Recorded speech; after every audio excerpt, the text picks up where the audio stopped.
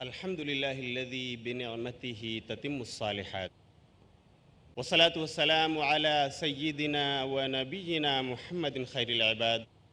أما بعد، رب اشرح لي صدري ويسر لي أمري واحلل عقدة من لساني يفقه قولي.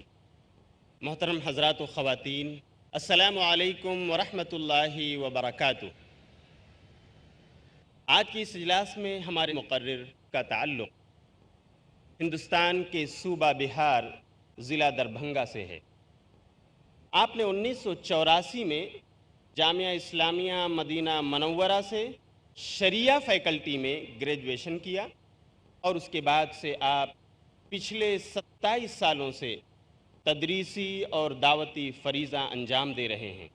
اسی طرح آپ اردو اور عربی زبانوں میں کئی کتابوں کے مصنف اور مترجم ہیں۔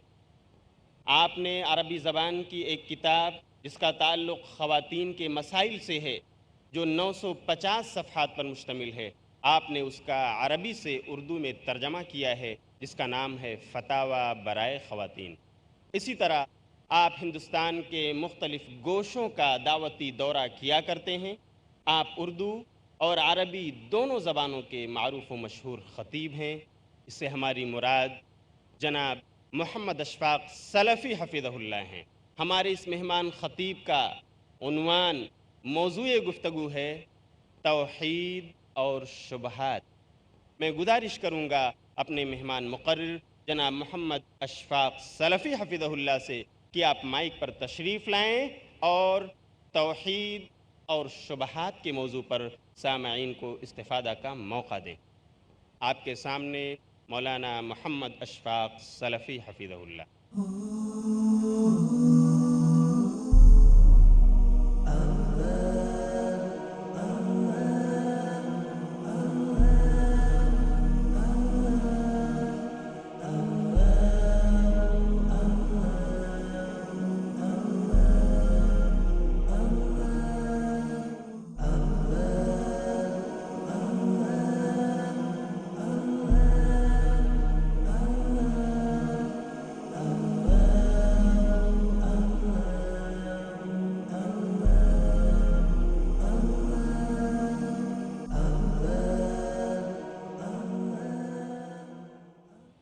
جناب مولانا محمد اشفاق سلفی حفظہ اللہ، آپ کا موضوع خطاب ہے توحید اور شبہات۔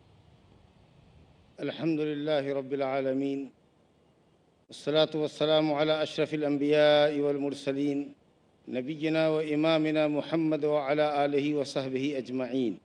أما بعد، فأعوذ بالله من الشيطان الرجيم. يا أيها الناس اعبدوا ربكم الذي خلقكم والذين من قبلكم لعلكم تتقون الذي جعل لكم الأرض فراشا والسماء بناء وأنزل من السماء ماء فأخرج به من الثمرات رزقا لكم فلا تجعلوا لله أندادا وأنتم تعلمون. وقال النبي المصطفى صلى الله عليه وسلم فيما رواه الإمام البخاري ومسلم رحمهم الله تعالى في صحيحيهما من حديث إتبان بن مالك الأنصاري رضي الله عنه: إن الله حرم على النار من قال لا إله إلا الله يبتغي بذلك وجه الله. محترم سامعین و ناظرین، آج کا عنوان خطاب ہے توحید اور شبہات۔ انسان پر سب سے پہلا، سب سے تاکیدی اور اہم حق، اولین فریضہ یہ ہے کہ وہ اللہ سبحانہ و تعالیٰ کی معرفت حاصل کرے۔ اللہ سبحانہ و تعالیٰ کی معرفت، اللہ سبحانہ و تعالیٰ کی پہچان، اللہ سبحانہ و تعالیٰ کی قدرت، اس کے افعال، اس کے پاکیزہ ناموں اور صفتوں کا علم رکھے اور خالص بندگی اللہ سبحانہ و تعالیٰ کی کرے۔ یہ پہلا واجب اور اولین فریضہ ہے، اور علی الاطلاق تمام حقوق میں سب سے پہلا اور سب سے اول حق ہم انسانوں پر ہمارے خالق سبحانہ و تعالیٰ کا ہے، اور وہ حق یہ ہے کہ ہم اللہ سبحانہ و تعالیٰ کی توحید کو پختہ کریں، جس کے لیے ہم آپ پیدا کیے گئے ہیں، پوری کائنات بنائی گئی ہے، تمام انبیاء اور رسول کی بعثت جس غرض کے لیے ہوئی ہے، ہم اس مقصد کی تکمیل کریں، تحقیق کریں، پختہ کریں اس مقصد کو۔ نبی کریم صلی اللہ علیہ وسلم نے حضرت معاذ بن جبل انصاری رضی اللہ عنہ سے دریافت کیا، آپ گدھے پر سوار تھے، پیچھے آپ نے حضرت معاذ بن جبل انصاری رضی اللہ عنہ کو بٹھا رکھا تھا۔ پوچھا، یا معاذ اتدری ما حق اللہ علی العباد وما حق العباد علی اللہ؟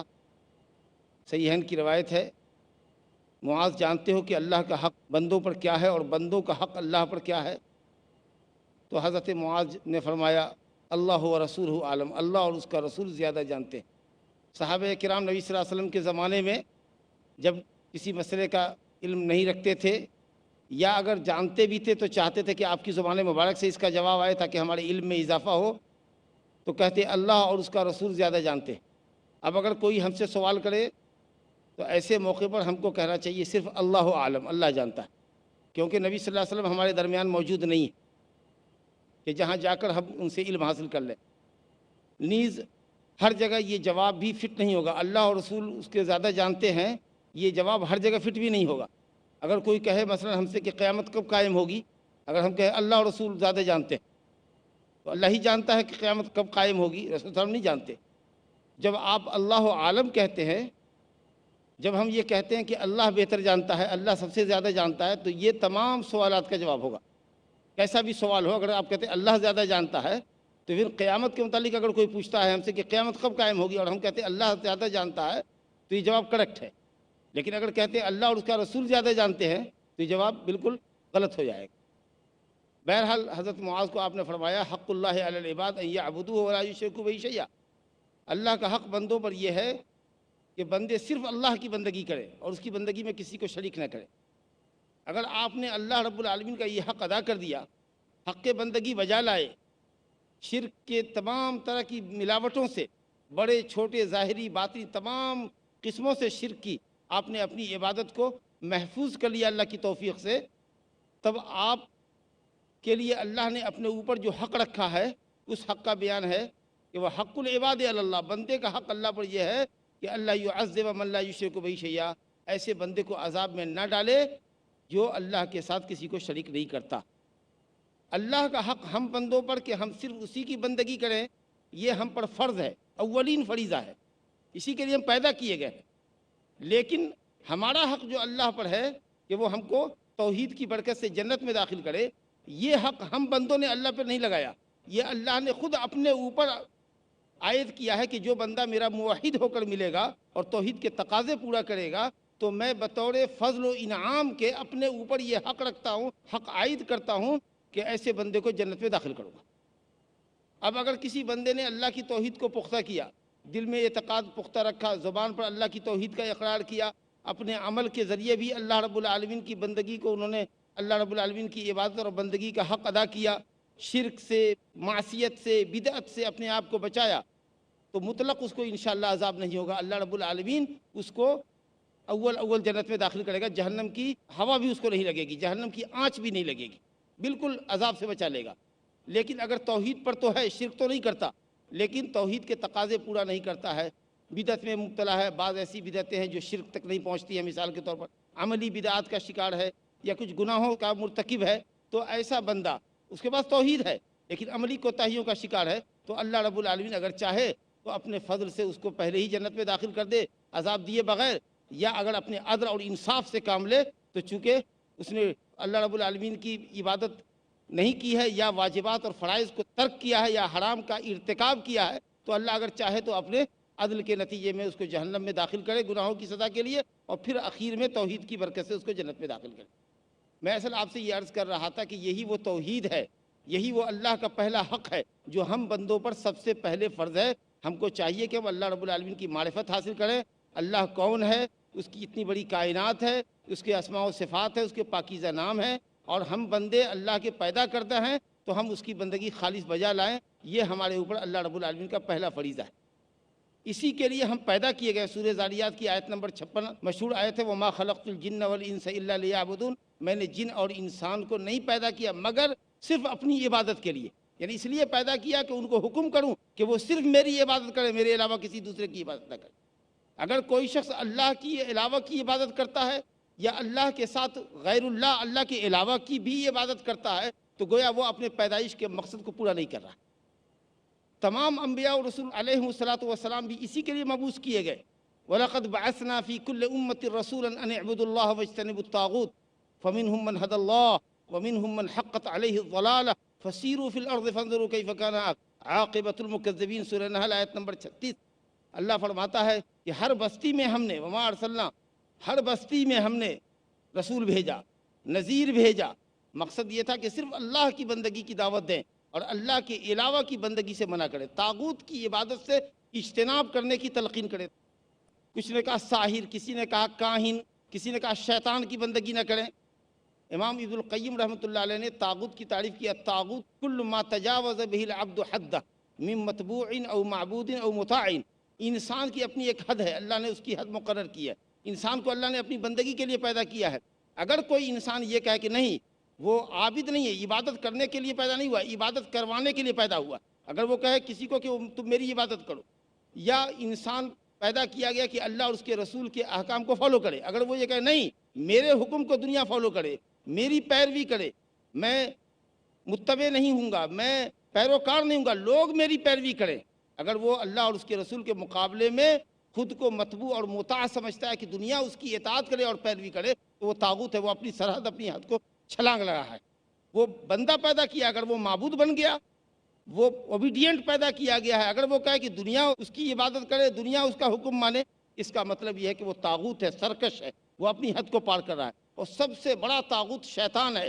یہ جتنے گورکھ دھندے ہیں آپ دیکھ رہے ہیں شرک و بدعت اور معصیت کے، یہ سب شیطان مردود کرا رہا ہے۔ اس لیے طاغوت اکبر، سب سے بڑا طاغوت جس کی دنیا پرستش کر رہی ہے اللہ کے علاوہ، وہ سب شیطان ہے۔ اس کے پیچھے چاہے جس کی بھی پوجا ہو رہی ہو، اللہ کے علاوہ کی پوجا کروانے والا یہ مردود شیطان۔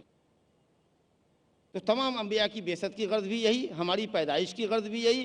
اللہ کا سب سے پہلا فریضہ ہم پر یہی ہے کہ ہم بندے اللہ تعالیٰ کو سمجھیں، جو ہمارا کریٹر ہے، خالق ہے، اس کی قدرت کو سمجھیں، اس کے افعال کو سمجھیں، اس کی اتنی وسیع و عریض کائنات پہ غور کریں، اس کے ناموں اور صفتوں کو دیکھیں کہ وہ کن خوبیوں کا مالک ہے۔ مطلب یہ کہ وہ تمام جملہ خوبیوں کا اعلیٰ درجے کی وہ اس کا مستحق ہے۔ تمام صفات کمالیہ، کمال کی تمام صفتوں سے وہ متصف ہے، اعلیٰ درجے کی صفات کمالیہ، اور جملہ عیوب و نقائص سے اللہ سبحانہ وتعالیٰ پاک۔ اسی طریقے سے ہم یہ سمجھیں کہ جب اللہ نے ہم کو پیدا کیا، گوناگون نعمتوں سے نوازا اور ہم پر اپنا انعام اور فضل عظیم فرمایا، جس نے کائنات کی تمام چیزوں کو ہمارے فائدے کے لیے پیدا کیا، تو ہم بندوں کو اللہ نے صرف اپنی بندگی کے لیے پیدا کیا۔ پوری کائنات کو اللہ نے ہماری خدمت کے لیے پیدا کیا، ہمیں اللہ نے صرف اپنی خدمت کے لیے پیدا کیا۔ میرے بھائیوں، اللہ سبحانہ و تعالیٰ کی توحید کی اسی اہمیت اور اولیت کے پیش نظر تمام انبیاء کرام نے اپنی دعوت کا آغاز اللہ کی توحید سے کیا۔ یا قوم اعبدوا اللہ ما لکم من الہ غیرہ، اے میری قوم اعبدوا اللہ، اللہ کی عبادت کرو، ما لکم من الہ غیرہ، تمہارا اللہ کے سوا کوئی معبود نہیں، اللہ کے سوا کوئی لائق بندگی نہیں ہے، کوئی ہستی کائنات میں ایسی نہیں ہے کہ جس کی اللہ کے علاوہ عبادت کی جائے۔ یہ تمام انبیاء کی دعوت تھی، اور نبی کریم صلی اللہ علیہ وسلم کی مکی 13 سالہ زندگی اسی عقیدہ کو راسخ کرنے میں، پختہ کرنے میں، دلوں میں اتارنے میں لگ گئی۔ بجز نماز کے کوئی فریضہ مکی زندگی میں عائد نہیں ہوا، صرف نماز مکی زندگی میں ہجرت سے 2-3 سال قبل فرض ہوئی، باقی روزے، حج، زکوٰۃ اور دوسرے ارکان اسلام اور واجبات اور فرائض مدنی زندگی میں آئے ہیں۔ تو مکی زندگی میں صرف ایک فریضہ ہوا ہے، وہ بھی نبوت کے 10ویں-11ویں سال میں، اور پوری زندگی میں، مکی زندگی میں تقریباً آپ سمجھ لیجیے 10 سال نہیں بلکہ 13 سال تک آپ صرف اہل مکہ کو اللہ کی توحید، اپنی رسالت اور ایمان بالآخرت کا عقیدہ پختہ کرا۔ میرے بزرگوں، دوستو، دنیا میں سب سے پہلے انسان اور نبی کی حیثیت سے حضرت آدم علیہ السلام تشریف لائے۔ وہ پہلے انسان بھی تھے، پہلے نبی بھی تھے۔ ان کے ساتھ اللہ کی توحید آئی کہ اللہ ایک ہے، بندگی کے لائق وہی ہے، اللہ کی عبادت سے زمین کو آباد کرے، اسی لیے حضرت آدم علیہ السلام کو دنیا میں بھیجا گیا۔ اس کے بعد رفتہ رفتہ لوگ شرک کی راہ پر لگے۔ پہلے دنیا میں وجود کے اعتبار سے توحید آیا، شرک بعد میں آئی۔ کچھ لوگ کہتے ہیں ارے توحید یا اسلام تو نئی پیداوار ہے، بتوں کی پرستش تو عرصے قدیم سے، نہ جانے کروڑوں سال سے، ہم یہ کہتے ہیں کہ دنیا کا پہلا مانو، پہلا انسان جو دھرتی پر آیا وہ حضرت آدم علیہ السلام، وہ اللہ کے پہلے رسول اور نبی بھی ہیں، اللہ کی توحید کے لیے ہیں۔ اس کے بعد میں لوگ شرک کے اندر مبتلا ہوئے۔ سورہ بقرہ میں آیت ہے، آیت نمبر 213، کان الناس امۃ واحدۃ فبعث اللہ النبیین مبشرین ومنذرین، اللہ آیا کہ تمام کے تمام لوگ ایک امت تھے، ایک جماعت تھے، ایک پیتھ پر تھے، ایک ٹریک پر تھے۔ پھر لوگوں نے اختلاف جب کیا توحید کے اندر، تو اللہ سبحانہ وتعالیٰ نے اپنی طرف سے مبشرین و منذرین، مبشر و منذر، بشارت دینے والے اور شرک اور گناہوں کے انجام سے ڈرانے والے انبیاء اور رسول کو اللہ نے دنیا میں مبعوث فرمایا۔ اس آیت کی تفسیر میں مفسر قرآن حضرت عبداللہ بن عباس رضی اللہ عنہ فرماتے ہیں کہ حضرت آدم اور نوح کے درمیان 10 صدیاں گزری، 1000 سال گزرے، سارے کے سارے لوگ اللہ سبحانہ وتعالیٰ کی خالص بندگی پر تھے۔ پہلی قوم جس نے شرک کیا وہ قوم نوح تھی۔ یہ پہلے پیغمبر ہیں جنہوں نے اپنی قوم کو شرک سے منع کیا۔ حضرت نوح سے پہلے کی قومیں تقریباً 1000 سال تک دنیا میں صرف اللہ واحد کی پرستش ہوتی رہی، چاہے وہ جتنی بڑی دنیا رہی ہو۔ سب سے پہلی شرک میں مبتلا ہونے والی قوم نوح تھی۔ قوم نوح میں جس کی طرف حضرت نوح علیہ السلام بھیجے گئے ہدایت کے لیے، توحید کی دعوت کے لیے، شرک سے باز رکھنے کے لیے، اس قوم میں 5 بزرگان تھے، وہ سب اللہ کی توحید پر تھے۔ ود، سواع، یغوث، یعوق، نصر۔ سورہ نوح آیت نمبر 23 میں اللہ تعالیٰ نے فرمایا ہے کہ قوم نے کہا قالوا لا تذرن آلہتکم ولا تذرن ودم ولا سواعا ولا یغوث ویعوق ونسرا۔ قوم کے چودھریوں نے کہا، سرب آوردہ لوگوں نے کہا اپنی قوم کے افراد سے کہ تم اپنے معبودوں کو نہ چھوڑو۔ کن معبودوں کو؟ ود، سواع، یغوث، یعوق، نصر کو نہ چھوڑو۔ یہ لوگ کون تھے جن کی پرستش قوم نوح کر رہی تھی اور ان کی ہدایت کے لیے اللہ نے حضرت نوح کو بھیجا؟ یہ کون تھے؟ کیا پتھر کی بے جان مورتیاں تھیں؟ نہیں۔ صحیح بخاری میں حضرت عبداللہ بن عباس رضی اللہ عنہ سے منقول ہے، ھذہ اسماء رجال صالحین من قوم نوح، یہ سب قوم نوح کے صالحین کے نام ہیں، بزرگان دین کے نام ہیں۔ یہ ان کا جب انتقال ہو گیا اور اہل علم نے لکھا کہ اللہ کی مرضی آگے پیچھے سب 1 سال کے اندر ہی دت کر گئے، تو شیطان مردود لوگوں کے دلوں میں گھسا۔ اس نے کہا کہ تمہیں اپنے قوم کے بزرگوں سے محبت ہے، یہ سب تمہارے آئیڈیل لوگ تھے، بزرگان دین تھے، آئیکن تھے تمہارے۔ کہا بالکل۔ کہا تو ایسا کرو کہ تم ان کی مجلسوں میں جہاں جہاں وعظ نصیحت ہوتی تھی وہاں ان کے مجسمے نصب کر دو، ان مجسموں کو ان کے نام سے موسوم کر دو، ان کو نام دے دو، ان مجسموں کو بزرگوں کا۔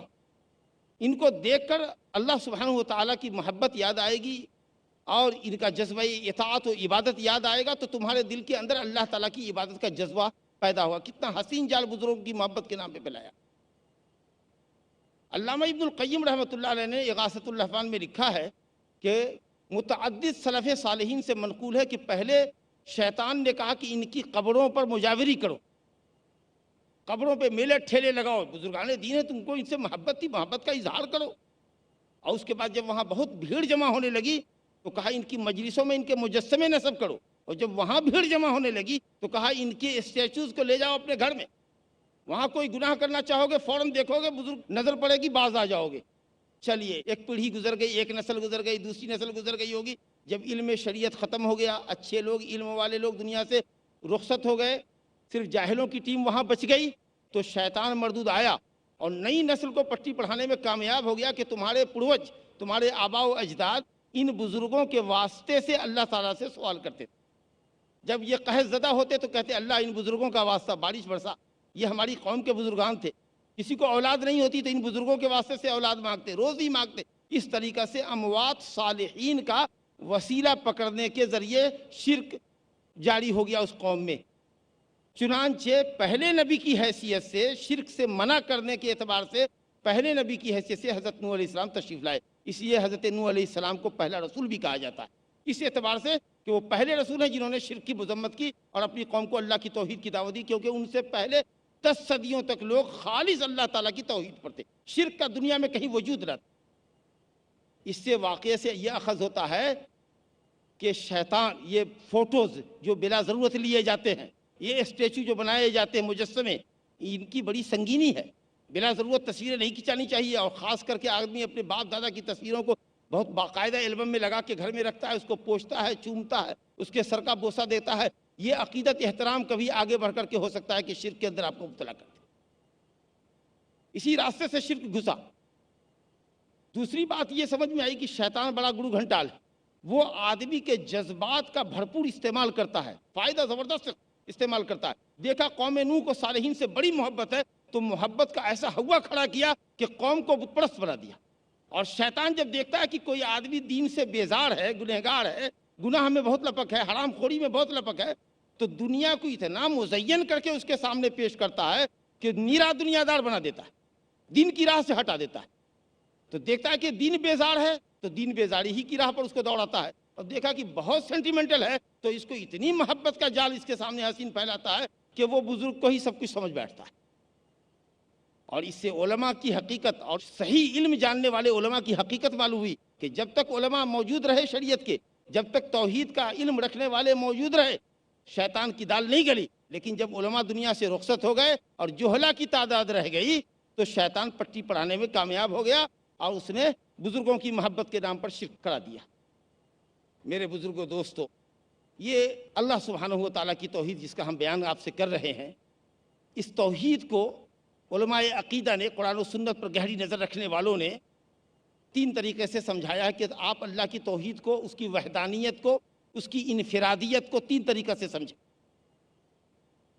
اس کے افعال کے اعتبار سے، اس کے جو ورکس ہیں، اس کے جو ایکشنز ہیں، اللہ تعالیٰ کا جو کہ افعال ہیں، زمین بنایا، آسمان بنائی، انسان بنایا، چاند ستارے، جتنی مخلوقات کو اللہ نے پیدا کیا، تو اللہ رب العالمین اپنے افعال میں، جس کو توحید ربوبیت کہتے ہیں کہ وہ ہمارا خالق ہے، رازق ہے، مالک ہے، حیات و موت کا مالک ہے، کائنات کی تدبیر چلاتا ہے، تو رب العالمین اپنے افعال کے اعتبار سے یگانہ و یکتا ہے۔ پوری کائنات کو بنانے میں اللہ رب العالمین کا کوئی پارٹنر نہیں رہا، کوئی مشیر نہیں رہا، کوئی معاون نہیں رہا۔ اور دوسری توحید ہوتی ہے توحید الاسماء والصفات، اللہ تعالیٰ کو اس کے ناموں اور صفتوں میں اکیلا جانو۔ جو نام اللہ کے ہیں اور جتنے عمدہ اور پاکیزہ معانی پر دلالت کرتے ہیں، وہ کسی مخلوق کے اندر وہ صلاحیت نہیں ہے۔ مثال کے طور پر اللہ تعالیٰ کے ناموں میں سے ایک نام ہے سمیع، سننے والا، اور انسان کو بھی اللہ تعالیٰ نے سمیع اور بصیر، سننے والا اور دیکھنے والا بنایا۔ لیکن آپ سمجھ سکتے ہیں کہ ہمارے سننے اور دیکھنے کی مقدار محدود ہے، کیپیسٹی مقرر ہے۔ اللہ رب العالمین کے سننے اور دیکھنے کی صلاحیت لامحدود، وہ عرش کے اوپر ہے، لیکن تحت الثری کے اندر، ساتوں طبق زمین کے اندر، اگر کوئی چھوٹی سے چھوٹی مخلوق جو شاید کھلی آنکھوں سے دیکھی نہ جا سکتی ہو، اس مخلوق کو رب العالمین وہاں دیکھ رہا ہے۔ کہیں کوئی پتا نہیں کھڑکتا لیکن اس کو دیکھ رہا ہے، کہیں کوئی دانہ زمین کی تاریکی میں نہیں پڑتا مگر وہ اس کو دیکھ رہا ہے۔ اللہ کو اتنا باریک سنتا ہے کہ چکنے پتھر پر اگر چوٹی چلے تو اس کی آہٹ کو رب العالمین عرش سے سنتا ہے۔ تو اللہ رب العالمین تمام صفات کمال سے اعلیٰ درجے پر فائز ہے، بندے کی صلاحیتیں محدود ہیں، لہٰذا ناموں اور صفتوں میں بھی کوئی اس کا مشابہ اور مقابل نہیں ہے، کوئی کمپریزن ہی نہیں ہے مخلوق کا خالق سے۔ اور تیسری جو اہم چیز ہے وہ ہے توحید الوہیت، کہ اللہ رب العالمین اپنی عبادت و بندگی میں اکیلا ہے، اور اصل توحید یہی ہے، اصل توحید یہی ہے، کیونکہ دنیا اللہ رب العالمین کو خالق مالک رازق جاننے میں مختلف نہیں تھی۔ سب لوگ سمجھتے تھے کہ خالق مالک رازق اللہ ہی ہے، یہ انسان کی فطرت میں ہے یہ بات۔ مکہ کے مشرکین کے متعلق قرآن میں ان کے اقرارات موجود ہیں۔ سورہ یونس آیت نمبر 31 آیت میں تلاوت کرتا ہوں۔ رب العالمین فرماتا ہے اعوذ باللہ من الشیطان الرجیم قل من یرزقکم من السماء والارض ام من یملک السمع والابصار ومن یخرج الحی من المیت ویخرج المیت من الحی ومن یدبر الامر فسیقولون اللہ فقل افلا تتقون۔ ان سے پوچھئے تم کو روزی کون دیتا ہے؟ قل من یرزقکم من السماء والارض، آسمان اور زمین سے روزی کون دیتا ہے؟ آسمان سے روزی دینے کا تو آسمان سے بارش کون برساتا ہے؟ زمین سے غلے پھل پھول کون اگاتا ہے؟ معدنیات کون نکالتا ہے؟ ام من یملک السمع والابصار، کون ہے تمہارے کانوں کا اور آنکھوں کا مالک؟ سماعت اور بصارت کا مالک کون ہے؟ کس کی دی ہوئی صلاحیت ہے جس سے تم سنتے ہو دیکھتے ہو؟ کون ہے جو زندے کو مردے سے، مردہ کو زندے سے، منی سے انسان پیدا کرتا ہے، انسان سے منی پیدا کرتا ہے؟ انڈے سے مرغی نکالتا ہے، مرغی سے پھر انڈا نکالتا ہے، گٹھلی سے درخت پیدا کرتا ہے، آسمان سے باتیں کرتا ہوا بلند درخت، اور پھر درخت کے پھل سے بیج تیار کرتا ہے، اس سے پھر درخت پیدا کرتا ہے۔ وَمَن يُدَبِّرُ الْأَمْرَ، کائنات کی تدبیر کون چلاتا ہے، پورا نظام کائنات کون چلاتا ہے؟ فَسَيَقُولُونَ اللَّهُ، تو یہ مکہ کے مشرکین کہیں گے کہ اللہ کرتا ہے، یہ نیچر کی آواز ہے۔ تو اللہ فرماتا ہے فقول، دلیل اس سے لیجئے کہ پھر تم کیوں نہیں شرک سے بچتے؟ جب سارے کارنامے اللہ ہی کرتا ہے تو بندگی اللہ کے لیے خالص کیوں نہیں کرتے؟ جب یہ سب کچھ اللہ کرتا ہے تو اس کا لازمی تقاضا یہی ہے کہ عبادت کے لائق بھی صرف اللہ ہے۔ گویا توحید کی اس قسم سے جس کا مکے والے اقرار کرتے تھے، اللہ کی توحید ربوبیت، اس کو اللہ نے اس توحید کی دلیل بنا کر پیش کیا جس کا وہ انکار کرتے تھے، یعنی توحید الوہیت کا انکار کرتے تھے۔ اللہ سبحانہ وتعالیٰ کی بندگی میں دوسروں کو بھی شریک کر دیتے تھے۔ تو کہا گیا کہ جب پوری کائنات کو اللہ رب العالمین نے بغیر کسی کے تعاون اور مدد کے بنایا، تو پھر تمہاری، ہماری یا کسی کی بھی معمولی بندگی کا حق کیسے اللہ کے علاوہ کو پہنچتا ہے؟ یہ اقرار ہے۔ اب اس کے اوپر ہو سکتا ہے کچھ لوگ جو اللہ پر یقین نہیں رکھتے، جن کو دہریہ کہتے ہیں کہ بغیر خالق کے کائنات یوں ہی وجود میں آ گئی، حالانکہ یہ تھیوری بالکل غلط ہے، 100% غلط ہے۔ کائنات ایسے ہی وجود، یہ کہ اسٹیج بغیر بنانے والے کے نہیں بن سکتا، یہ مائک بغیر بنانے والے کے نہیں بن سکتا، لیکن اتنی بڑی کائنات بغیر کریٹر کے کریٹ ہو گئی، یہ کریشن بغیر کریٹر کے، تخلیق بغیر خالق کے ہو گئی، یہ بات لوگوں کی کیسے سمجھ میں آ سکتی؟ تو جو لوگ کہتے ہیں کہ بغیر خالق کے کائنات وجود میں آ گئی، اس کا کوئی خالق نہیں، کوئی مدبر نہیں، زمانے میں جیسے بہت سی چیزیں اپنے آپ پیدا ہو گئی ہیں، ہم بھی پیدا ہو گئے ہیں، ہم بھی ایک وقت میں مر جائیں گے، معاملہ ختم۔ تو یہ لوگ جو دہریہ اور ملحد کہلاتے ہیں، ان کے پاس کوئی دلیل نہیں ہے۔ ان کو اگر چھوڑ دیجئے تو دنیا کے سارے انسان، چاہے کسی دھرم کے ماننے والے ہوں، وہ یہ سمجھتے ہیں کہ کریٹر ضرور کوئی نہ کوئی ہے۔ بس فرق وہاں پڑتا ہے کہ جب کریٹر کوئی نہ کوئی ہے تو جو کریٹر ہے بندگی اسی کی ہونی چاہیے، اس کے علاوہ کسی کی نہیں ہونی چاہیے۔ یہاں کر کے اسلام بالکل راہ متعین کرتا ہے کہ جب کوئی نہ کوئی کریٹر ہے تو جو کریٹر ہے وہی بندگی کے لائق، جو خالق ہے وہی بندگی کے لائق۔ تو اللہ رب العالمین نے ایسے دہریہ کو جو کہتے تھے کہ زندگی اور حیات موت ایسے ہی ہو گئی ہے سڈنلی، تو کہا ان کے متعلق ان ہی الا حیاتنا الدنیا نموت ونحیا وما یہلکنا الا الدہر۔ اللہ فرماتا ہے کہ جو لوگ یہ کہتے ہیں کہ زمانے میں ایسے ہی پیدا ہو گئے، مر جائیں گے، کوئی ہمارا پیدا کرنے والا نہیں، کوئی مارنے والا نہیں، تو اللہ تعالیٰ فرماتا ہے کہ ان کے پاس کوئی علم نہیں ہے، وما یہلکنا الا الدہر انہم الا یظنون، یہ صرف گمان ہے ان کا، وما لہم بذالک من علم انہم الا یظنون، ان کے پاس کوئی علم نہیں ہے، صرف گمان، اٹکل پچو، بغیر دلیل کی بات کر رہے ہیں۔ آپ یہ کہہ سکتے ہیں کہ کیسے آپ کہتے ہیں کہ دنیا کے سارے انسان اللہ کو مانتے ہیں؟ فرعون نے کہاں مانا؟ فرعون نے کہاں کہا؟ وہ رب العالمین کو تو نہیں مانتا تھا کہ کوئی کریٹر ہے، کہتا وما رب العالمین، رب العالمین کیا ہوتا ہے؟ انا ربکم الاعلی، میں ہی بلند رب ہوں۔ تو حقیقت یہ کہ صرف تکبر اور اناد تھا فرعون کا، ورنہ حضرت موسیٰ کے ذریعے جو معجزات پیش کیے گئے تھے، ضمیر کی آواز یہی تھی کہ نہیں، یہ معجزات اور کائنات کا بنانے والا اللہ ہے۔ اس لیے سورہ اسراء آیت نمبر 102 میں حضرت موسیٰ علیہ السلام نے ہٹ کیا فرعون کے سامنے، کہا لقد علمت، تم بالکل جانتے ہو، تم کہتے ہو رب العالمین کون ہوتا ہے، لقد علمت، تحقیق کہ تم جانتے ہو، ضرور جانتے ہو، لقد علمت ما انزل هؤلاء الا رب السماوات والارض بصائر وانی لاظنک یا فرعون مثبورا، تم جانتے ہو کہ ان آیات بینات کو، ان معجزات کو اتارنے والا اللہ ہے، یہ کوئی جادو نہیں ہے جس کو تم جادو سمجھتے ہو اور جادوگروں کو میرے مقابلے میں بلا لے آئے ہو، تم جانتے ہو یہ بصیرت کے لیے ہے، ہدایت کے لیے اللہ نے تمہارے لیے بھیجا ہے، کہ تم لوگ تو معجزہ مانگو گے، علامت مانگو گے، کیا پہچان ہے تمہارے نبی ہونے کی، تو اللہ نے بطور پہچان کے بھیجا ہے، اور اگر پھر بھی پہچان کو پہچان کر انکار کرتے ہو صرف تکبر اور اناد میں، تو اپنی ہلاکت کا انتظار کرو۔ یہ مجوس لوگ جنہیں آتش پرست کہتے ہیں، یہ بھی دو خدا کے قائل ہیں، کہتے ہیں ایک خیر کا خالق ہے، ایک شر کا خالق ہے۔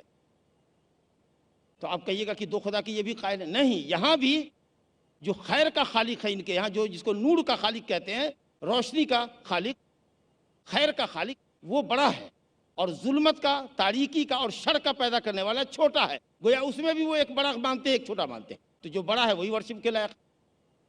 اس کے بعد یہ عیسائی کرسچنز جو کہتے ہیں کہ تین معبود ہیں، تو یہ تینوں کو بھی ایکول نہیں مانتے، یہ کہتے ہیں جس کو فادر کہتے ہیں، یعنی نعوذ باللہ اللہ سبحانہ تعالیٰ باپ ہے، مریم علیہ السلام ماں ہے، نعوذ باللہ حضرت عیسیٰ علیہ السلام اللہ کے بیٹے، نعوذ باللہ ثم نعوذ باللہ.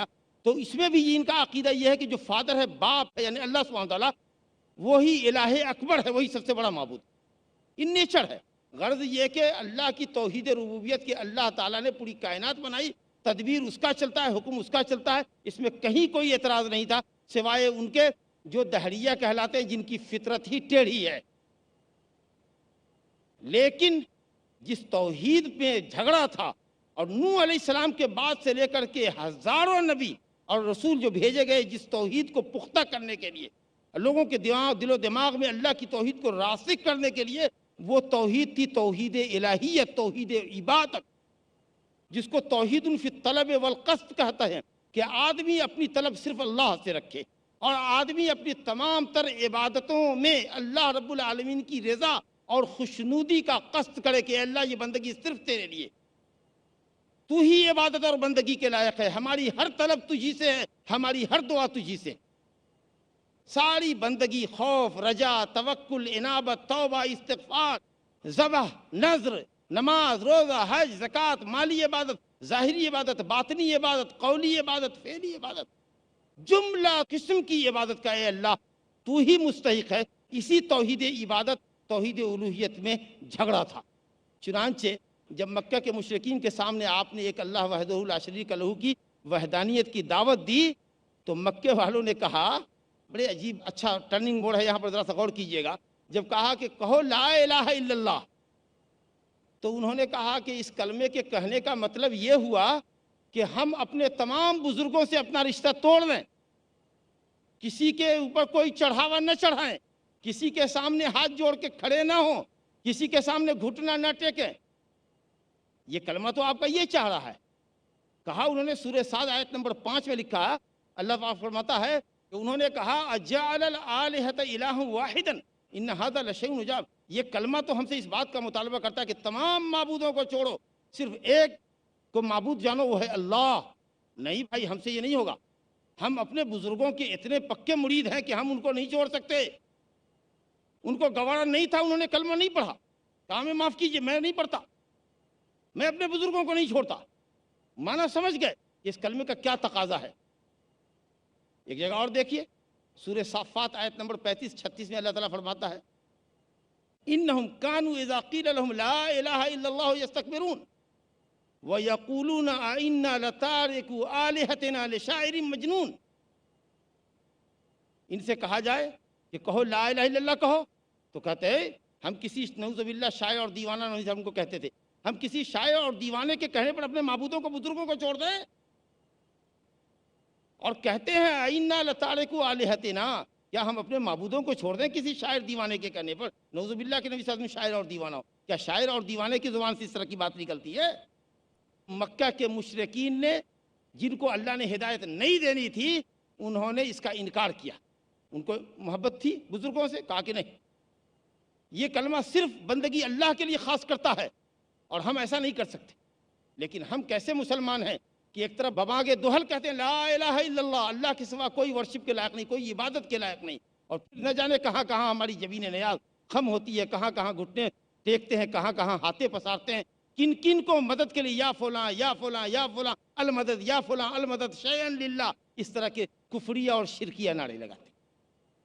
تو بجا طور پر وہ اچھے تھے جنہوں نے انکار کر دیا کہ بھیا بخشو، ہم کو معاف کرو، ہمیں بخش دو، ہم یہ کلمہ نہیں کہہ سکتے کیونکہ اس کلمے کا تقاضا ہم سے پورا نہیں ہوگا. لیکن ہم کلمہ بھی کہہ رہے ہیں تو یا تو شاید اس کا معنی نہیں سمجھ رہے ہیں، یا معنی سمجھ بھی رہے ہیں تو شیطان حاوی ہے ہم پر اور شرک کرا رہا ہے. تو بس لہٰذا جو کوئی اس کلمے کا معنی سمجھ کر اللہ کی وحدانیت کے اوپر کامل یقین رکھتا ہے اپنے دل کے اندر، اور کہتا ہے لا الہ الا اللہ، اپنی زبان سے اقرار کرتا ہے اور اپنے عمل کے ذریعے بھی ثابت کرتا ہے کہ وہ اللہ رب العالمین کا مخلص بندہ ہے اور اپنی بندگی کا کوئی بھی حصہ وہ اللہ کے علاوہ کے لیے روا نہیں رکھ سکتا، تو ایسا بندہ مومن ہے، ایسا بندہ ظاہراً و باطناً انشاءاللہ مسلمان ہے. جو آدمی زبان سے کلمہ پڑھتا ہے لیکن دل میں ایمان نہیں ہے، وہ کیا ہے؟ منافق. جس آدمی کے دل میں ایمان ہے، زبان پر کلمہ بھی ہے کہ اللہ کے سوا کوئی بندگی کے لائق نہیں، لیکن وہ شرک کا کام کرتا ہے، غیر اللہ کی دہائی دیتا ہے، غیر اللہ سے مدد مانگتا ہے، جی ایسے کاموں کے لیے جن پر اللہ کے سوا کوئی قادر نہیں ہے، غیر اللہ پر نظر و نیاز چڑھاتا ہے، تو وہ آدمی کھلا ہوا کافر ہے، چاہے وہ دن میں 1000 مرتبہ لا الہ کیوں نہ پڑھے، کیونکہ اس کا تقاضا وہ پورا نہیں کر رہا ہے۔ ایک طرف تو کہہ رہا ہے کہ اللہ کے علاوہ کوئی بندگی کے لائق نہیں، دوسری طرف نظر و نیاز چڑھا رہا ہے دوسروں کے سامنے، دوسروں کو مدد کے لیے پکار رہا ہے۔ تو مومن وہ ہے جو اللہ کی وحدانیت پر دل سے یقین رکھتا ہو، زبان سے اقرار کرتا ہو، اور عمل کے ذریعے بھی اللہ رب العالمین کی بندگی کو وہ ثابت کرتا ہو۔ میرے بھائیوں، صرف یہ عقیدہ کہ اللہ خالق مالک رازق تو ہے، میں اس کو مانتا ہوں، لیکن بزرگوں کے اوپر کچھ نظر و نیاز چڑھا دیتا ہوں، یہ نجات کے لیے اگر کافی ہوتا تو یہ عقیدہ بدرجہ اتم پورے 100% مکہ والوں کے پاس موجود تھا، پھر وہ جہنم میں کیوں جاتے؟ تو معلوم ہوا کہ توحید ربوبیت اور توحید الاسماء و صفات، اللہ کے ناموں اور صفتوں پر ایمان لانا اور اللہ کے افعال اس کی قدرت پر ایمان لانا نجات کے لیے کافی نہیں ہے، جب تک کہ بندہ اپنی بندگی کو اللہ رب العالمین کے لیے خاص نہ کرے۔ میرے بزرگوں، دوستو، اب جو تھوڑا وقت باقی ہے، ریسٹ ٹائم جو باقی ہے، میں سمجھتا ہوں کہ آپ نے اللہ کی توحید کی تینوں قسموں کو، توحید ربوبیت، توحید اسماء و صفات جس سے اللہ کی معرفت حاصل ہوتی ہے، اور توحید الوہیت جو اللہ کا حق ہے بندے پر کہ ہم بندے صرف اسی کی بندگی کریں، اس کو جب ہم نے سمجھ لیا تو اب جو لوگ شرک کرتے ہیں، اللہ کے علاوہ کی پرستش کرتے ہیں، ان کے کچھ شبہات ہیں۔ وہ شرک کر رہے ہیں لیکن کہتے ہیں یہ شرک نہیں ہے، یا یہ کہتے ہیں کہ شرک تو کر رہے ہیں مگر یہ شرک کون کرا رہا ہے؟ مجھ سے ہمارا اللہ کرا رہا ہے، لہذا ہمارا کوئی گناہ نہیں۔ دیکھیے کئی شبہات ہیں، چونکہ وقت کم ہے اس لیے صرف سرسری طور پر گزروں گا۔ مکہ کے مشرکین کا ایک توحید کے مقابلے میں ایک شبہ یہ تھا کہ دیکھو بھائی، بات ایسی ہے کہ جو کہہ رہے ہیں وہ تو ٹھیک ہے، لیکن ہمارے باپ دادا ایسا کرتے ہوئے آئے، بزرگوں سے ان کا تعلق رہا، وہاں چڑھاوے چڑھاتے رہے، نظر و نیاز دیتے رہے، لہٰذا ہم اپنے باپ دادا کے طریقے کو نہیں چھوڑیں۔ آج بھی کچھ لوگوں کو اگر صحیح دین کی طرف بلائیے تو کہتے ہیں بات تو مولوی صاحب آپ کی سمجھ میں آ رہی ہے، لیکن ہمارے پروج، ہمارے اگلے لوگ ایسا کرتے ہوئے آ رہے ہیں۔ یہ بہت بھولی دلیل ہے۔ جب انسان ہر دلیل سے عاجز رہ جاتا ہے تو باپ دادا کے سر کے اوپر الزام تھوپتا ہے۔ مکے والوں نے بھی یہی کہا، اعوذ باللہ من الشیطان وَكَذَلِكَ مَا أَرْسَلْنَا مِن قَبْلِكَ فِي قَرْيَةٍ مِّن نَذِيرٍ إِلَّا قَالَ مُتْرَفُوهَا إِنَّا وَجَدْنَا آبَاءَنَا عَلَىٰ أُمَّةٍ وَإِنَّا عَلَىٰ آثَارِهِم مُقْتَدُونَ۔ سورۃ زخرف آیت نمبر 23 میں اللہ فرماتا ہے کہ اے نبی، آپ سے پہلے جو رسول ہم نے بھیجا تو وہاں بھی یہی بات تھی کہ جب آپ نے ان کو بلایا لا الہ کی طرف تو انہوں نے کہا کہ ہم نے اپنے باپ دادا کو ایک طریقے پر پایا ہے، ہم انہی کے طریقے کی پیروی کریں گے۔ ارے کیا باپ دادا اگر جاہل رہے ہوں، علم اور ہدایت سے محروم رہے ہوں، بھی کرو گے؟ اللہ رب العالمین نے رد فرمایا۔ سورہ بقرہ آیت نمبر 170 اور سورہ مائدہ آیت نمبر 104 میں اللہ رب العالمین نے فرمایا اولو کان آباؤہم لا یعقلون شیئا ولا یہتدون اولو کان آباؤہم لا یعلمون شیئا ولا یہتدون۔ تمہارے باپ دادا علم عقل سے اگر پیدل بھی رہے ہوں، خالی بھی رہے ہوں، بے وقوف رہے ہوں، ہدایت سے محروم رہے ہوں، تب بھی باپ دادا کی بات مانو گے؟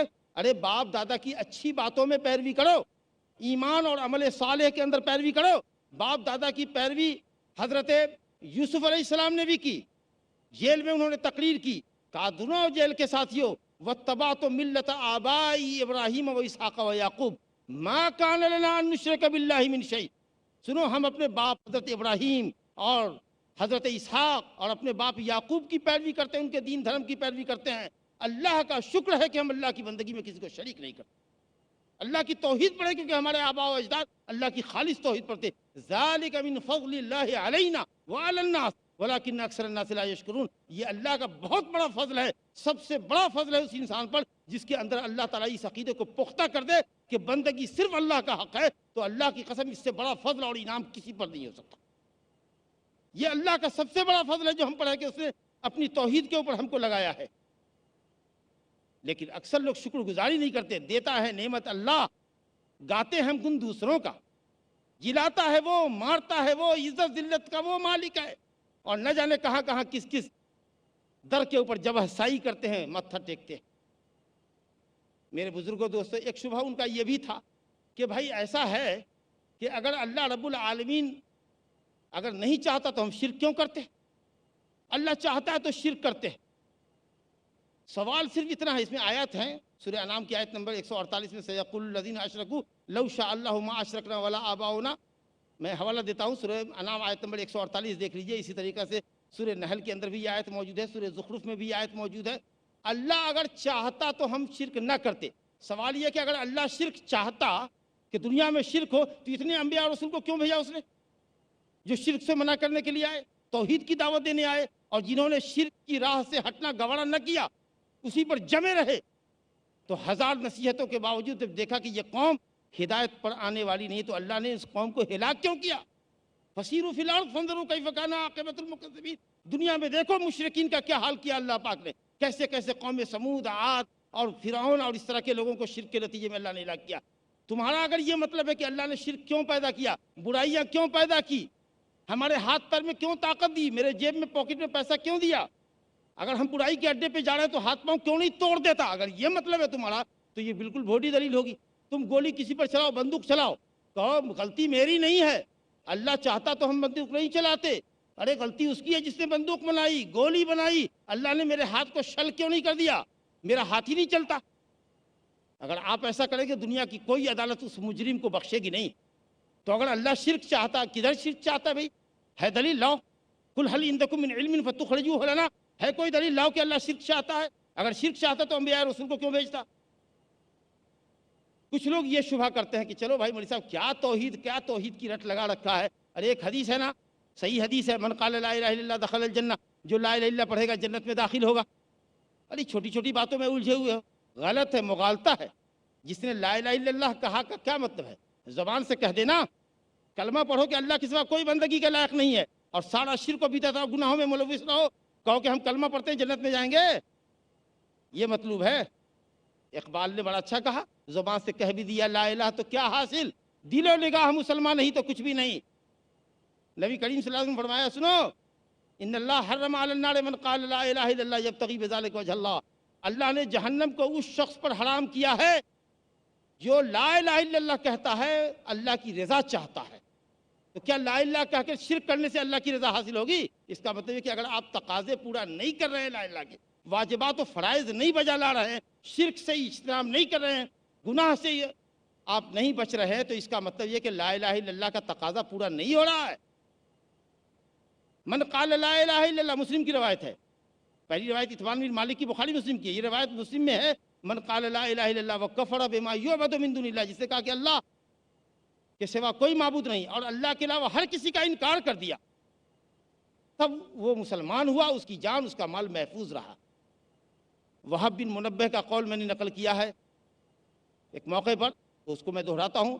وہب بن منبہ سے کہا گیا کہ اے صاحب، کیا لا الہ الا اللہ جنت کی کنجی نہیں ہے؟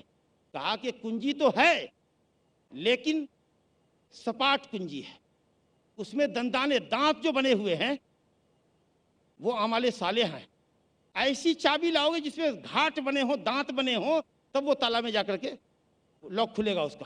اگر بغیر دندانے کی چابی گھساؤ گے کبھی کوئی لاک نہیں کھلے گا. تو صرف لا الہ کہنے سے کام نہیں چلے گا، شرک سے بچنا ہوگا، اعمال صالحہ کرنا ہوگا. وآخر دعوانا ان الحمدللہ رب العالمین، والسلام علیکم ورحمۃ اللہ وبرکاتہ. توحید اور شبہات، اس موضوع پر آپ بہت ہی علمی اور مدلل تقریر سماعت فرما رہے تھے ہمارے مہمان مقرر جناب شیخ محمد اشفاق سلفی حفظہ اللہ سے. اللہ رب العالمین آپ کو جزائے خیر عطا فرمائے اور آپ کو زور بیان عطا کرے، اور ہم سب کو آپ کے ان کلمات کے ذریعے ہدایت و رہنمائی کے راستے پر چلنے کی توفیق عطا فرمائے. لیکن اس موضوع کے تعلق سے سامعین کے کچھ سوالات آئے ہیں، اور یہ اردو پیس کانفرنس بلکہ IRF کی اسٹیج سے ہونے والے تمام اجلاسوں کی یہ خصوصیت رہی ہے کہ وہ سوال و جواب کا بھی سیشن رکھتا ہے. اس لیے ہم کچھ سوالات جو آئے ہیں وہ اپنے مقرر موصوف جناب محمد اشفاق سلفی حفظہ اللہ سے کرنا چاہیں گے، تاکہ سامعین کی جو تشنگی ہے، پیاس ہے، وہ بجھ جائے. سب سے پہلا سوال ایک خاتون صاحبہ کا ہے جن کا نام ہے شگفتہ. وہ یہ پوچھ رہی ہیں کہ اگر کوئی شخص کلمہ گو ہے لیکن شرک میں مبتلا ہے تو کیا ایسا شخص جنت میں جا سکتا ہے؟ الحمدللہ اس سوال کا جواب آ چکا ہے کہ اگر کوئی شخص کلمہ پڑھتا ہے اور شرک میں مبتلا ہے، جیسا کہ خاتون کر رہی ہیں، تو وہ کھلا ہوا کافر ہے، الا یہ کہ وہ توبہ کرے، شرک سے، کفر سے توبہ کرے اور توحید کی راہ پہ آئے، یعنی اپنی جملہ بندگیوں کو صرف اللہ کے لیے خاص کرے اور اپنی ملمات میں، شدائد میں، مشکلات میں اللہ کے سوا کسی کو نہ پکارے۔ جب تک وہ اپنے عقیدے کی اصلاح نہیں کر لیتا، یا کوئی خاتون اگر ہے عقیدے کی اصلاح نہیں کر لیتی، اس وقت تک وہ، میں نے کہا کہ 1000 مرتبہ یومیہ لا الہ الا اللہ کہے، خطرہ کرا لے، گوشت کھائے، وہ ذبیحہ جو دوسری قوم نہیں کھاتی ہے، اس کے باوجود بھی وہ کافر ہی رہے گا، کیونکہ اس کا عمل شرکیہ عمل ہے جو اس کے اقرار کے خلاف۔ اس لیے اللہ کی توحید کو اپنے عمل کے ذریعے ثابت کرنا ہوگا، پختہ کرنا ہوگا۔ ایک دوسری خاتون طلعت انصاری صاحبہ کا ہے جو ناگپور سے تشریف لائی ہیں۔ وہ کہتی ہیں کہ مولانا آپ بتائیے سجدے کی کتنی قسمیں ہیں؟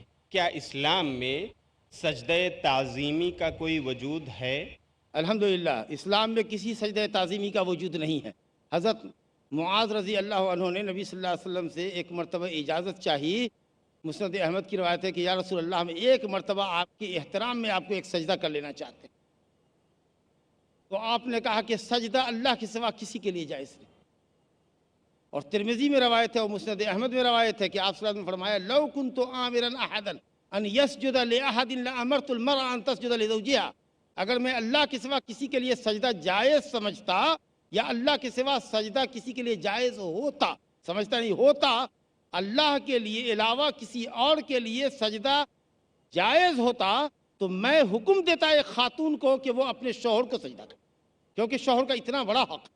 لیکن سجدہ تو وہ کر نہیں سکتی، کیونکہ سجدہ اللہ کے علاوہ کسی کے لیے جائز ہی نہیں ہے۔ باقی جتنے بھی جائز حقوق ہیں سب کی ادائیگی اور ایک عورت کے اوپر اپنے شوہر کے لیے واجب ہے۔ ایک تیسرا سوال جناب طاہا محفوظ صاحب کا ہے جو ناگپور ہی سے تشریف لائے ہیں۔ یہ ایک اسٹوڈنٹ ہیں۔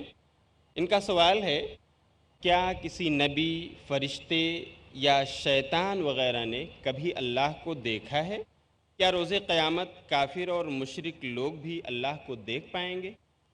کسی نبی اور رسول نے اللہ رب العالمین کو دنیا میں نہیں دیکھا ہے۔ اہل علم کے اقوال میں سے صحیح قول یہ ہے کہ لیلۃ المعراج میں اللہ رب العالمین کو نبی صلی اللہ علیہ وسلم نے نہیں دیکھا۔ مسلم شریف کی روایت ہے، ابو ذر غفاری رضی اللہ عنہ سے حدیث ہے، یا رسول اللہ کیا آپ نے لیلۃ المعراج میں اپنے رب کو دیکھا؟ آپ نے کہا ہوا نور انا اراہ، وہ ایک نور ہے، سراپا نور ہے، میں اس کو نہیں دیکھ سکتا۔ ہاں انشاءاللہ قیامت کے دن مومنین کو اللہ رب العالمین کا دیدار نصیب ہوگا۔ اللہ تعالی ہمیں اور آپ کو ان پختہ مومنین میں بنائے، موحدین میں بنائے، جن کو اللہ رب العالمین اپنا دیدار نصیب فرمائے گا۔ اور جو مشرک ہیں، کلا انہم عن ربہم یومئذ لمحجوبون، وہ مشرک قیامت کے دن اللہ رب العالمین کے دیدار سے محروم ہوں گے۔ فرشتوں نے اللہ کو دیکھا ہے کہ نہیں دیکھا ہے، اس کی بھی وضاحت موجود نہیں۔ ایک اور سوال ذکرہ خان صاحبہ کا ہے جو طالب علم ہیں۔ وہ پوچھتی ہیں، کیا اللہ سے محبت کرنا توحید میں شامل ہے؟ اگر کسی کو یہ شبہ ہو کہ وہ نعوذ باللہ اپنے والدین، اپنے دوستوں یا اپنے شوہر کو اللہ سے زیادہ چاہتا ہے، تو وہ اس بات کی تحقیق کیسے کرے؟ وہ کس طرح جان سکے کہ اس کی توحید صحیح طور پر قائم ہے؟ دیکھیے، کلمہ لا الہ الا اللہ کے شروط ہے۔ کلمہ نفع بخش ہونے کے لیے کہ یہ ہماری نجات کا کلمہ ذریعہ بنے، اس کے لیے کچھ شروط ہے۔ اس میں سے ایک شرط یہ بھی ہے کہ المحبہ، کلمہ کے نفع بخش ہونے کے لیے ایک شرط یہ کہ ہماری سچی محبت اللہ سے، بلکہ اللہ اور اس کے رسول کی محبت ہم کو ہماری جان سے بھی زیادہ ہو۔ ماں باپ کی جان، اولاد کی جان، بیوی بچے کی جان، خود اپنی جان سے، اپنی جان سے زیادہ اللہ ہم کو عزیز ہوگا تو ظاہر ہے کہ ماں باپ اور اولاد اور دوسرے لوگوں کا کیا ذکر۔ تو سب سے زیادہ محبت اللہ سے ہونی چاہیے۔ اب آپ نے پوچھا کرائٹیریا کیا ہوگا، جانچ کیسے ہوگی کہ اللہ کی محبت ہمارے دل میں غالب ہے کہ بیوی بچوں کی محبت غالب ہے؟ تو جب اللہ کا حکم اور بیوی کی مطالبات ٹکراتے ہوں اور آپ بیوی کی محبت میں بیوی کی فرمائش پوری کرتے ہوں اور اللہ رب العالمین کے دین کو پس پشت ڈالتے ہوں، بیک کر دیتے ہوں اور بیوی کی خواہش کے لیے ناجائز کام کرتے ہوں، اس کا مطلب یہ ہے کہ رب العالمین کی محبت دب گئی، بیوی کی محبت، اولاد کی محبت غالب آ گئی۔ اس کا مطلب یہ ہوا کہ آپ کامل مومن نہیں ہیں، آپ کے ایمان کے سامنے بہت بڑا سوالیہ نشان لگ گیا، یہ جنت میں داخلے کے لیے بہت بڑا تالا پڑ گیا آپ۔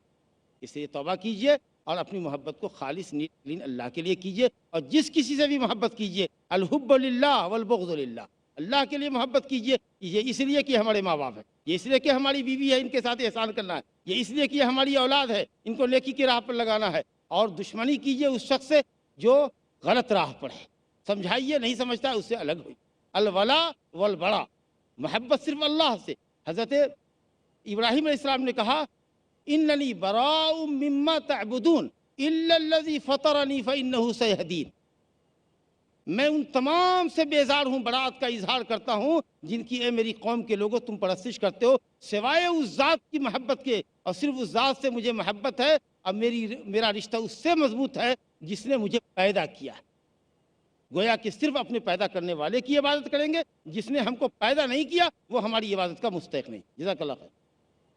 ایک اور سوال جناب سہیل اختر صاحب کی طرف سے ہے، جو پیشے سے معلم یعنی مدرس ہیں، آپ بارہ بنکی یو پی سے تشریف لائے ہیں۔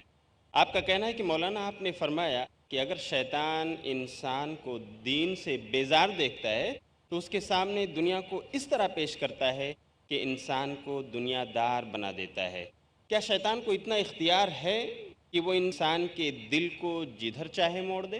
دیکھیے، موڑنے کا مطلب یہ نہیں کہ شیطان دل کو موڑتا ہے، ہمارے سامنے دیکھتا ہے کہ یہ آدمی بائی نیچر دنیا کی طرف مائل ہے، اور ظاہر ہے کہ دنیا حسین اور جمیل ہے، برائی میں لذت ہے، رغبت ہے، جی بری چیزوں کے اندر انسان نیچرلی راغب ہوتا ہے، بدکاری ہے، اس کے لیے آدمی راغب ہوتا ہے نیچر سے۔ تو انسان کو جب دیکھتا ہے شیطان کی یہ برائی کی طرف مائل ہے، اور اللہ نے برائی کا جذبہ بھی دل کے اندر رکھا ہے، پیدا کیا ہے، اور نیکی کا یہ جذبہ ہے، یہ امتحان کے لیے۔ اب اس میں اگر آدمی اس میں فیل کر گیا، ڈیفیٹ کھا رہا ہے اور غلط راستے پر جا رہا ہے، تو شیطان اس کو اچک لیتا ہے، دیکھتا ہے کہ یہ اپنی خواہش کے پیچھے جا رہا ہے، تو شیطان اس کا معلم ہے، وہ اب آ جاتا ہے، چاہے جس شکل میں آئے، ہو سکتا ہے ایک انسان کی شکل میں آئے، یا جو ہر انسان کے ساتھ ایک شیطان لگا ہوا ہے، وہ شیطان مزین کرتا ہے برائی کے لیے، یا انسانوں میں سے کچھ بدماش قسم کے لوگوں کو، گنہگار قسم کے لوگوں کو اس کی فرینڈ شپ میں داخل کر دیتا ہے، اور اس طریقے سے وہ اور بڑھتا چلا جاتا ہے، نیرا دنیا دار بنا جاتا ہے۔ گویا کہ جس طرف دیکھتا ہے کہ اس کا میلان ہے، اس کا بھرپور فائدہ اٹھاتا ہے۔ جیسے ہمیں کا کوئی بھی آدمی کہتا ہے موقع سے مت چوکو، تو شیطان جو ہمارا کھلا ہوا دشمن ہے، جب وہ دیکھتا ہے کہ اس کو موقع کہیں گھسنے کا ہے اور اس آدمی کو راہ راست سے ٹریک سے ہٹانے کا ہے، تو ہٹاتا ہے۔ اور رب العالمین، دیکھیں جس طرف آپ نقطہ دیکھا ہے، اصل رب العالمین ہمارا خالق ہے، اس نے عقل کی صلاحیت دی ہے، دل میں برائی اور بھلائی دونوں کے جذبات رکھے ہیں، انبیاء اور رسول کی زبان پر بھلی اور بری باتوں کی وضاحت کر دی ہے۔ اب ہم کو چوز کرنا ہے کہ کیا اچھا ہے اور بچنا ہے کہ کون سی چیز بری ہے، اس سے بچنا ہے، یہ اب ہماری ذمہ داری ہوتی ہے۔ لیکن رب العالمین جان رہا ہے کہ یہ بندہ اپنے ارادے اور اختیار سے، جو میں نے اس کو ارادہ اور اختیار دیا ہے، یہ گناہ کا کام کرے گا، تو ہم کر کے جانتے ہیں کہ آج ہم کو یہاں اسپیچ دینی تھی۔ رب العالمین ہم کو ہمارے پیدا کرنے سے نہیں، آسمان و زمین کو پیدا کرنے سے 50,000 سال پہلے جان رہا تھا کہ آج کی فلاں تاریخ کو یہ بندہ فلاں اسٹیج کے اوپر تقریر کرے گا، بس یہ بات ہے۔ تو اللہ تعالیٰ کی مشیت کونیہ قدریہ کہ اللہ نے برائی پیدا کی، برائی کرنے کی انسان کے اندر طاقت بھی ہے، پیسے بھی اللہ نے دیے ہیں، لیکن اس نے برائی کا انجام بتا دیا ہے، نیکی کے بھی خوشنما جزا سے اور ثواب سے آگاہ کر دیا ہے۔ اب ہمارا یہ کام ہے کہ ہم زندگی میں جو امتحان اور آزمائش کی دنیا ہے، اس میں ہم پھک پھک کے قدم ڈالیں، کیا حلال ہے، کیا حرام ہے، کیا بھلا ہے، کیا برا ہے، شیطان کو موقع نہ دے، ورنہ اگر جہاں ہم ٹریک سے ہٹے، بس شیطان کھڑا ہوا ہوگا، بس سیدھے اچک کر کے ہلاکت کے گڈھے میں ڈال دے گا۔ واللہ اعلم۔ اگلا سوال جناب محمد بشیر انصاری صاحب کا ہے، جو پیشے سے ٹیلر یعنی درزی ہیں۔ وہ کہتے ہیں کہ بہت سے لوگوں کا عقیدہ یہ ہے کہ اللہ اپنی ذات سے ہر جگہ موجود ہے، تو کیا یہ عقیدہ صحیح ہے؟ یہ عقیدہ صحیح نہیں ہے، کفریہ عقیدہ ہے، یہ عقیدہ کفریہ ہے۔ اللہ اپنی ذات سے عرش پر، الرحمن علی العرش استوى، لیکن وہ ہر جگہ موجود ہے اپنے علم سے، ہم اس کے احاطے میں ہیں، گھیرے میں، اس کے علم سے کوئی چیز مخفی نہیں، اس کی نگاہ سے کوئی چیز مخفی نہیں، ہماری کوئی آواز، ہمارا کوئی ایکشن، ہماری کوئی نقل و حرکت، ایون چوٹی کے چلنے کی آہٹ کو بھی وہ سن رہا ہے۔ تو علم سے، احاطے سے کہ وہ ہمارے ساتھ ہے، کافر کے ساتھ بھی ہے، ہمارے ساتھ بھی ہے، لیکن ذرا ہوتا کیا ہے، مومن کے ساتھ اللہ ہوتا ہے بطور خاص، کا مطلب یہ کہ نیکی کی توفیق اس کو زیادہ عطا کرتا ہے، اس کا پروٹیکشن کرتا ہے، جو جس پروٹیکشن سے وہ کافر اور گنہگار محروم رہتا ہے۔ لیکن گنہگار اگر گناہ کرتا ہے تو ایسا نہیں کہ وہ اللہ کے علم سے ہٹ کر کے کرتا ہے، اللہ اس کو نہیں دیکھ رہا ہے، نہیں واچ کر رہا ہے، نہیں جان رہا ہے، ایسا نہیں۔ تو اللہ اپنے علم کے ساتھ ہر جگہ موجود ہے اور ہر کسی کے ساتھ ہے، مومنوں کے ساتھ بھی اللہ ہے، ان اللہ مع الصابرین، ساتھ کا مطلب ذات اس کی نہیں ہے، بلکہ اس کی معیت خاص کہ توفیق، رشد و ہدایت اور کاموں کو آسان کرنا اور گناہوں سے بچانا، اس طرح کی توفیق اللہ تعالیٰ کی خاص مومنوں کو ہوتی ہے، جس سے مشرکین محروم ہوتے ہیں، لیکن اس کی ذات عرش پہ۔ اگلا سوال ایک خاتون حنا صاحبہ کا ہے جو ناگپور سے تشریف لائی ہیں اور پیشے سے ڈاکٹر ہیں۔ آپ کہہ رہی ہیں کہ کسی سے ہم نے سنا ہے لفظ اللہ دو لفظوں سے مل کر بنا ہے، ایک ال اور دوسرا الہ، جو مل کر اللہ بنتا ہے، جس کے معنی ہیں کہ وہ اکیلا لائق عبادت ہے، تو کیا یہ صحیح ہے؟ وہی ہے، اللہ مشتق ہے، یعنی عربی کے لفظ الہ یا الہ سے اللہ ہے، اور یہ پر پڑھا جاتا ہے الف لام کے ساتھ، اصل میں الہ اللہ، وہ لام مشدد ہے تفخیم کے لیے، عظمت شان کے لیے، چنانچہ پڑھنے میں بھی یہ پر پڑھا جاتا ہے مفخم اللہ، اللہ نہیں اللہ، بولنے میں بھی ایسا بھاری بھرکم لفظ نکلے جیسی اس کی عظمت ہے، تو اصل میں وہ الہ ہے، یعنی عبدہ، وہ ذات المعلوہ المعبود جو لائق بندگی۔ اللہ کا معنی اگر پوچھے کیا اللہ کا معنی، تو سیدھا معنی کیجئے گا اللہ کا معبود، وہ ذات جو بندگی کے لائق۔ الہ یا الہ معنی معبود، جس کی محبت، جس کی عظمت دل میں بیٹھی ہوئی ہو، تو یہ اللہ کا معنی ہے۔ جزاک اللہ خیر۔ اگلا سوال جناب عبداللہ صاحب کا ہے، وہ کہتے ہیں آپ نے کہا کہ جس نے کلمہ پڑھ لیا ہو ایسے کسی مسلمان کو کافر مت کہو، تو ہم انہیں کافر کہہ سکتے ہیں جیسا کہ آپ نے تقریر کے دوران بعض عقیدے والوں کو کہا؟ اس کی حقیقت ہمیں بتلائیں۔ ہم نے یہ نہیں کہا کہ جس نے کلمہ پڑھ لیا اس کو کافر نہ کہو، ہم نے کہا کہ جس نے صرف زبان سے کلمہ پڑھا، اس کے معنی کو نہیں سمجھا، یا معنی بھی سمجھ رہا ہے اور اللہ کے علاوہ دوسرے کی پرستش کر رہا ہے، نظر و نیاز اللہ کے علاوہ پر چڑھا رہا ہے، اللہ کے علاوہ کو شدائد و مشکلات میں پکار رہا ہے، اے فلاں میری مدد کرو میں مصیبت میں پھنسا ہوا ہوں، میری جان پہ بنائی ہے میری مدد کرو، اگر اس طرح کی بات کرتے ہیں، میرے ہاں اولاد نہیں ہو رہی ہے، اے بابا آپ مجھ کو اولاد دے دو یا دلا دو، اگر اس طرح کا عمل ہے تب وہ کافر ہے، کہیں ہم اس کو کہ نہ کہیں، لیکن اسلام کی تھیوری میں وہ کافر ہے۔ تو کلمہ پڑھے، اس پر دل سے یقین رکھے اور اپنے عمل سے ثابت کرے کہ وہ صرف اللہ کا بندہ ہے، اس کی عبادت، اس کی دعا، اس کی مناجات، توکل، بھروسہ، خوف اور رغبت، سب اللہ کے لیے ہو۔ جب تک وہ اپنے عمل سے ثابت نہیں کرتا ایسا، اس وقت صرف کلمہ پڑھنے سے مسلمان نہیں ہے۔ اگلا سوال ایک بھائی نجیب احمد صاحب کا ہے جو MBA ہیں، اسٹوڈنٹ ہیں۔ آپ کا کہنا ہے جیسا کہ آپ نے کہا تصویر کشی جائز نہیں، تو پھر آپ لوگ کیوں تصویر کشی کر رہے ہیں؟ اور کہیں یہ شیطان کا وسوسہ تو نہیں؟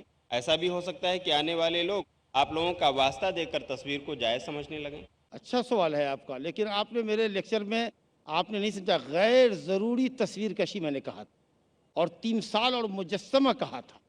مجسمہ بنانا مٹی سے ہو، پتھر سے ہو، لکڑی سے، وہ حرام، لیکن ضرورت ہے، جیسے آپ کو اپنا بطاقہ شخصیہ بنانا ہے، پہچان پتر بنانا ہے، آپ کو آئیڈینٹی کارڈ بنانا ہے، آپ کو پاسپورٹ بنانا ہے، ویسے ہی دعوتی ضرورت میڈیا کا زمانہ ہے، دور دنیا تک توحید کی دعوت، سنت کی دعوت، حق کی دعوت پھیلے، اس ضرورت نے اس عمل کو جائز کیا ہے، اور بقدر ضرورت یہ جائز ہے، بلا ضرورت جائز اب بھی نہیں۔ شوق کی تصویریں لے رہے ہیں، شادی بیاہ میں لے رہے ہیں، البم میں لگا رہے ہیں، دیواروں پہ آویزہ کر رہے ہیں، یہ آج بھی جائز نہیں ہے، اور اگر ایسا کرتے ہیں تو آپ کے گھر میں رحمت کے فرشتے نہیں جائیں گے۔ جزاک اللہ خیر۔ اگلا سوال ایک اسٹوڈنٹ رسلان خان کا ہے، وہ کہتے ہیں کہ اگر ایک مسلم توحید کی صرف ایک قسم کو نہیں مانتا، باقی کو مانتا ہے، تو کیا وہ مسلم نہیں ہے؟ اگر نہیں تو کیوں نہیں؟ الحمدللہ توحید کی تینوں قسموں کو ماننا ہوگا، تینوں قسموں، کیونکہ اللہ رب العالمین اپنی ذات میں اکیلا، اپنے افعال میں اکیلا، اپنے ناموں اور صفتوں میں اکیلا، اپنی بندگی میں اکیلا۔ اگر آپ کہتے ہیں کہ زمانے کی کائنات کی تخلیق کرنے والا اللہ کے سوا بھی کوئی ہے، اللہ کا کوئی پارٹنر ہے، آپ کافر ہیں، ایسا کافر جو دنیا میں شاید کوئی بھی نہ رہا ہو، کیونکہ مکہ والے بھی نہیں مانتے تھے اس بات کو، وہ تو صرف ان کا یہی عقیدہ تھا کہ کائنات کو چلانے والا صرف ایک اللہ۔ اگر آپ کہتے ہیں چلو اللہ تعالیٰ نے کائنات کو پیدا کی، لیکن جو اس کی صفت ہے ویسی صفت ہماری بھی ہے، ویسی کیپیسٹی ہماری بھی ہے، پھر بھی آپ کافر ہیں۔ یہ دونوں عقیدہ آپ کا صحیح ہے کہ نہیں، اللہ تعالیٰ کے نام اور جو صفات ہے وہ تو اسی کے لیے خاص ہے، اور اللہ تعالیٰ بھی کائنات کو پیدا کرنے میں، چلانے میں، زمین آسمان کی تدبیر کرنے میں اکیلا ہے، لیکن بندگی آپ دوسرے کی بھی کر رہے ہیں تو بھی آپ کافر۔ رب السماوات والارض، رب السماوات والارض وما بینہما فاعبدہ واستبر لعبادتہ ھل تعلم لہ سمیہ۔ اللہ آسمان و زمین کا رب ہے اور اس کے درمیان کی تمام چیزوں کا خالق اور پالنہار ہے، وہی لائق بندگی، اسی کی بندگی کرو، اسی کی بندگی پر جمے رہو، اور اس کے ناموں جیسا والا بھی کسی اور کو پاتے ہو، اس کے ناموں جیسا بھی کسی اور کو پاتے ہو، تو گویا اللہ کو ربوبیت کے اعتبار سے، خالق کائنات ہونے کے اعتبار سے، اللہ کو اس کے ناموں اور صفتوں میں یگانہ و یکتا ہونے کے اعتبار سے، اور رب العالمین کو اس کی بندگی کا تنہا اکیلا مستحق ہونے کے اعتبار سے، جب تک آپ توحید کی ان تینوں قسموں پر کامل یقین نہیں رکھیں گے آپ مومن نہیں ہوں۔ اگلا سوال ایک بھائی محمد منصور صاحب کا ہے جو سروس کرتے ہیں۔ وہ کہتے ہیں کہ جب کوئی آدمی انتقال کر جاتا ہے تو 40 دن کے بعد ان کے گھر والے دعوت کرتے ہیں، کیا قرآن و حدیث سے اس کا ثبوت ہے یا یہ توحید کے منافی ہے؟ اگر غم میں دعوت کرتا ہے تو مت جائیے، کیونکہ یہ شراد ہے، یہ ہندوؤں کے یہاں پن کے لیے، مرحوم کی روح کو سکون دینے کے لیے، یعنی میت، مرحوم تو نہیں، میت کی روح کو تسکین دینے کے لیے کرتے ہیں۔